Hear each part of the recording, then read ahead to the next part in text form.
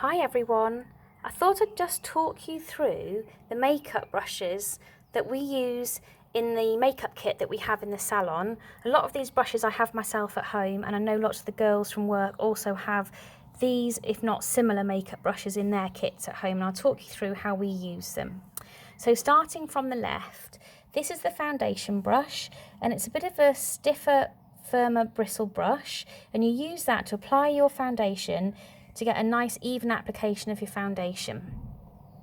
Then this is a buffer brush, and it's got a nice sort of flat end to it almost, and once you've applied your foundation you can just use that to go over your face and just help give you a bit more of a flawless finish to your foundation. You can apply concealer either with a brush. Some concealers come in almost like a lip gloss tube and they have a little sponge applicator, and you can apply them with that, or they may come in a little palette with a little smaller brush. However your concealer comes, but once you've applied your concealer, you do then need to do a little bit more blending, and this is our stipple brush. I love our stipple brush, that's the top of it there. Nice flat end, and that really almost gives you a sort of airbrush, really natural finish to your base. Moving on then, once you've done your base, you're going to move on to your powder brushes. This is our nice big fat powder brush that we use, really nice and soft. Use it to apply our face powders, whether that's loose or a compact face powder.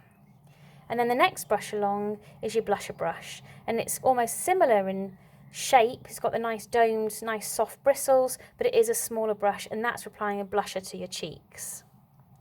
This third brush you can see is a bit more of a contour shape across the top of the brush, and as the name suggests, you can use it for contouring. So if you do contouring and shading on your face, you can also use it for highlighting if you're going to highlight the tops of your cheeks. And if you're a bronzer lady and like to apply bronzer, this is a great brush to apply your bronzer to the forehead, your temples, around the sides of the face. It's a lovely soft brush. Then we move on to the eyeshadow brushes. And my one piece of advice would be, anyway, with any eyeshadow brushes that you have, keep one brush just purely for applying your darker shades, whichever shade that is, but always keep one brush that you just keep for applying your darker shades. This first one is a really nice shape brush, and I use this really just to apply eyeshadow over the whole of the eyelid. So when you're applying a sort of neutral colour that you're going to apply over the whole eyelid, I would use this sort of shaped and sized brush, whether that's your neutral pinks or shell colours, or maybe a beige that you're going to use in your kit, then use that.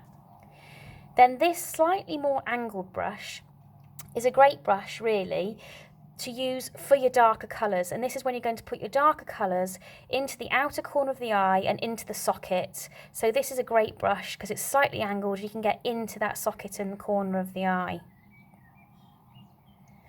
Then this brush is our smudger brush, and if you're a fan of creating a sort of smoky eye look, or if you want to really blend those colours a little bit more, then this is a great brush to do that. The bristles are shorter and fatter, and it's just really good for blending eyeshadows, smudging that little bit. You can also smudge the eyeliner with this brush as well, above the lashes on the upper eyelid, but also below the lashes on the lower eyelid, just to create that sort of smoky eye effect.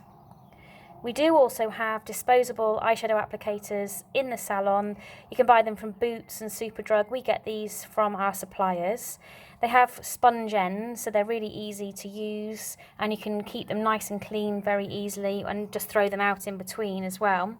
If you're sort of going to apply maybe a pop of colour onto your eye, then these are great for getting that pop of colour, putting it on the middle of the eyelid, and then you can use your other brushes to blend that colour into your eyelid. This is our eyeliner brush, and you may have eyeliner pencils, but if you have a liquid eyeliner or a gel eyeliner, then you would need something like this. It's really nice and short, but nice firm bristles, so it gives you a very nice sort of fluid line when you're applying anything that's sort of fluid as a product to make your eyeliner. Moving on then from your eyeshadow brushes, you're then going to go to your eyebrows. And we have a couple of different products that I love to use. This eyebrow brush is a bit stiffer, it's a bit more firm, and you can see it's slightly angled as well, and it's really great if you want to apply eyeshadow, an eyebrow shadow to your eyebrows, just to bring out a bit more definition to your eyebrows, and you don't want to use an eyebrow pencil, but you can use eyeshadow or an eyebrow shadow from one of the HD palettes. This is a nice firm brush, and because it's angled, you can really shape in the shape of your eyebrows. Those of you, if you've got the Brow-Tech pencils in your kit, then you know you've got the spoolies at the end, which are fantastic, that you can use to really brush your eyebrows into shape, and I absolutely love those for that. But if you don't have that, then I recommend you getting either, they're called spoolies or disposable mascara wands, and again, really easy to clean, but they're fantastic for either brushing your eyebrows and keeping them into shape. You could also put a little bit of hairspray onto these and then brush your eyebrows, and it keeps your eyebrows in shape as well. But you can use them just as a completely clean one.